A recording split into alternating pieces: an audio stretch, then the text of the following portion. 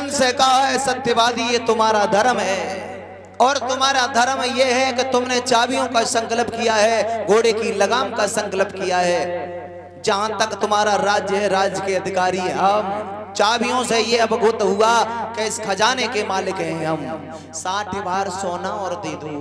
कहां से दोगे? बोले तो क्या मैं इस राज्य का अधिकारी भी नहीं रहा? बोले पागल हो, राज्य तो मेरा हो गया। हरिश्चंद्र बोले तो क्या रह भी नहीं सकता? बोले रहने के लिए जगह है कहां? 60 बार सोना दे दो पहले। हरिश्चंद्र बोले हैं अब मैं क्या करूं? कहने लगे हैं महाराज अब तो फिर हमें और हमारी पत्नी को बेच दो, आप अपना 60 भार सोना ले लीजिए। जरा गौर करें, एक भार कितने का होता है? एक भार होता है 22.5 तोले का। 22.5 तोले का एक भार होता है। हरिश्चंद्र ने कहा है 60 भार सोना आप अदा कर लीजिए, अगर हो सके तो हमें बेच दीजिए। विश्वामित्र कहने लगे हैं एक बात बताओ, तुम्हें खरीदेगा कौन? और तुम्हारी पत्नी तुम्हारे साथ बिक जाएगी क्या? हरिश्चंद्र बोले मैं महलों में जाकर के अपनी पत्नी से कहूंगा, मेरे धर्म की नाव को किनारे तक लगाने में सहारा दे देगी अगर तो। विश्वामित्र ने कहा तो फिर ठीक है, जाओ अपनी पत्नी को पूछ के आओ। भक्त जनों महाराज गए हैं अपनी पत्नी तारा के करीब। तारा ने जैसे ही देखा है अपने पति को पूछ बैठी है महाराज आज उदास कैसे नजर में आ रहे हैं?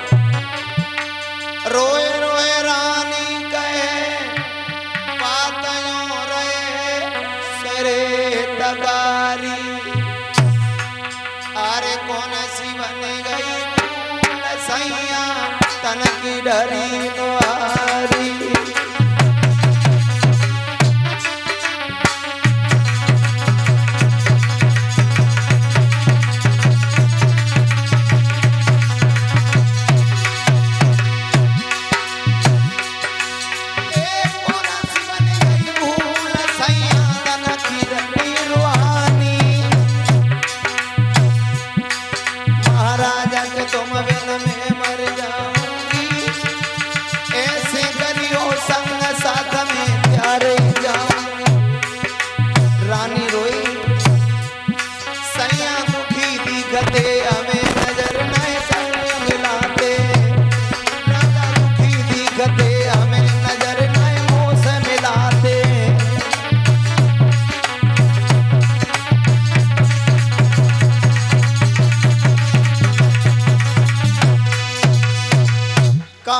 पत्नी ने जाकर के तारा ने महाराज तुम्हें इतने दुखी हो तो मैं ये सहन नहीं कर सकती हूँ, तुम्हें मैं हर पल खुश देखना चाहती हूँ। तुम्हारे ऊपर अगर कोई चिंता है कोई मुसीबत है तो मुझे बताओ, मैं तुम्हारी अर्धांगिनी हूँ, तुम्हारे सुख और दुख को जानने का अधिकार हमारा है। हरिश्चंद्र कहने लगे तारा क्या कहे, आज सब कुछ जाने के बाद हम रेडी हैं, कर्जदार हैं, हमारे सर पे कर्ज लदा हुआ है। क्या? हाँ कैसा कर्ज हो गया? बोले एक महात्मा जी ने आकर के हमारे पूरे राज्य को ले लिया है और सब कुछ जाने के बाद भी 60 बार सोना हमारे सर पे कर्जा है, कैसे देंगे, कहां से देंगे? तारा क्या मेरी धर्म की नाव को किनारे तक ले जा सकती हो? क्या सहारा दे सकती? तारा बोली है सुनिए नाथ, अरे धर्म की नाव को किनारे तक ले जाने की बात कर रहे हो सके आप तो मुझे बेच दीजिए, खुद नहीं बेचो, 60 बार सोना अदा कर दो स्वामी जी का। हरिश्चंद्र बोले नहीं तारा मैं तुम्हारे साथ ही चलूंगा। रोहितास उधर से चला आया, रोहित ने अपने माता पिता को उदास देखा है। रोहित कहने लगा मैया क्या बात है, अरे ये उदासी का कारण क्या है और काय के लिए उदास हो? कहने लगे हैं कोई बात नहीं है बेटा।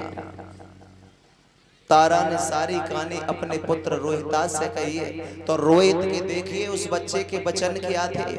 रोहितास कहने लगा पिताजी एक काम करें, आप मुझे बेच दें, माता पिता दोनों आप घर पे रहना, और आप मुझे बेच देंगे, मैं उनके यहाँ पर सारे जीवन बना रहूंगा। अपने पिता की आन बान शान को रखने के लिए कभी भी पीछे कदम नहीं हटाऊंगा। माताओं, आज हरिश्चंद्र ने अपने पुत्र रोहितास की इस बात को सुना है, रोने लगे। भक्त जनों, ये है किस्मत कहां से कहां आ गई। हरिश्चंद्र ने क्या किया है, जाकर के विश्वामित्र से कहा, चलिए मेरी पत्नी मेरा पुत्र बिकने के लिए तैयार है। कहा, अब ये बताओ तुम्हें लेगा कौन, और भला तुम्हें कौन लेगा और किस जगह पे बिकोगे। हरिश्चंद्र ने कहा, एक जगह है, इस नगर से हट करके, इस राज्य से हट करके शंकर जी के त्रिशूल पे बसाई हुई काशी नगरी है, वहां पर हमें बेच दीजिए, अवश्य कोई ना कोई खरीद लेगा।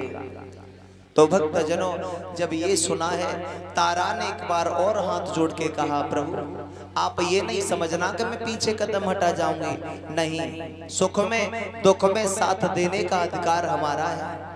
मंडप पर साथ फेरा लिए थे तो कसम खाई थी सुख दुख में साथ देंगे, मैं कदम पीछे नहीं रखूंगी। इस शरीर पे, इस तन पे है अधिकार तुम्हें, और चाहे जो दशा बनाए दीजिए।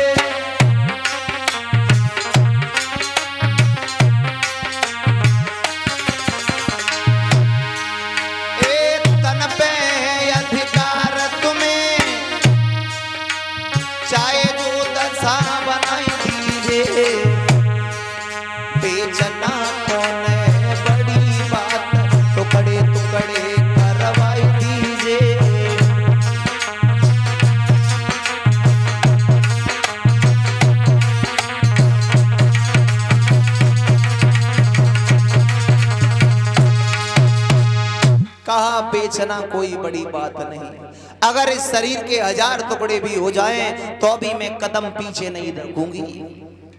आज भक्तजनों क्या हुआ, हरिश्चंद्र महाराज अपने पुत्र रोहितास और तारा को साथ में लिया, राजसी वस्त्रों को उतारा है। एक विद्वान कहता है उनकी वेशभूषा क्या है, रानी को सब श्रृंगार छुटो, तन पे एक साड़ी मोटी है, राजा पर केवल धोती है, बेटा पे सिर्फ लंगोटी है।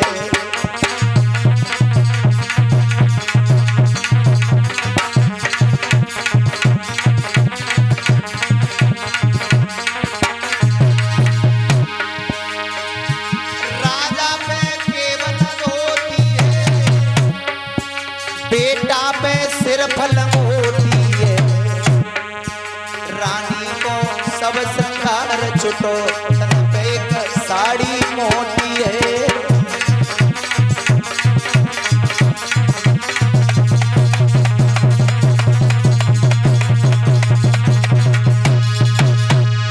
आज भक्तजनों, रानी ने एक मोटी सी धोती को धारण किया है। महाराज हरिश्चंद्र ने एक धोती को पहना, बेटा पर एक लंगोटी है। विश्वामित्र से कहा, विश्वामित्र हमें दो, और कहा कि ले चलो तीनों को और ले जाकर के बेच दो, आप अपना कर्ज अदा कर लीजिए। विश्वामित्र कहने लगे हैं, अब बिकने पर नौबत आ गई, कोई बात नहीं, चलो 60 बार सोना लिए बिना पीछे कदम नहीं रखेंगे। जब ये कहा कि 60 बार सोना लिए बिना पीछे कदम नहीं रखेंगे, भक्तजनों विश्वामित्र के साथ में हरिश्चंद्र, मैया तारा, पुत्र रोहितास चले और इन्होंने अपनी जन्मभूमि को प्रणाम किया है।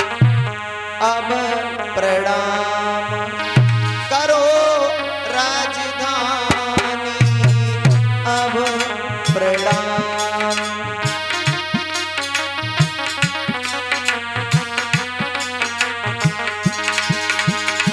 बोले आज तलक तू रही हमारी, अब हो गई रानी रामा।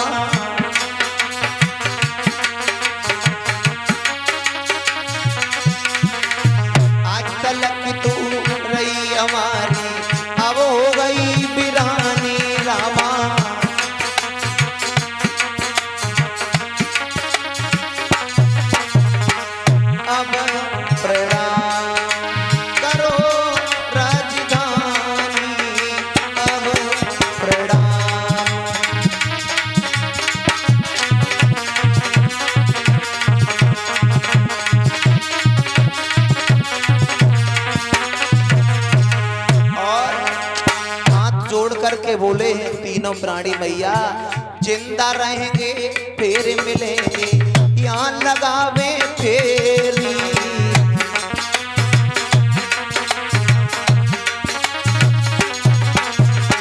जिंदा रहेंगे फिर मिलेंगे यहाँ लगावे फेरी।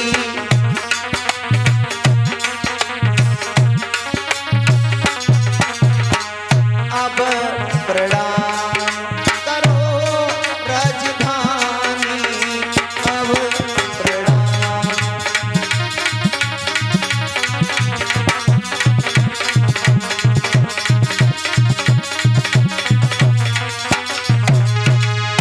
कहा मैया जन्मभूमि को कोट कोट प्रणाम किया है और कोट कोट प्रणाम करने के बाद महाराज हरिश्चंद्र और हरिश्चंद्र के पुत्र रोहितास और तारा चले हैं।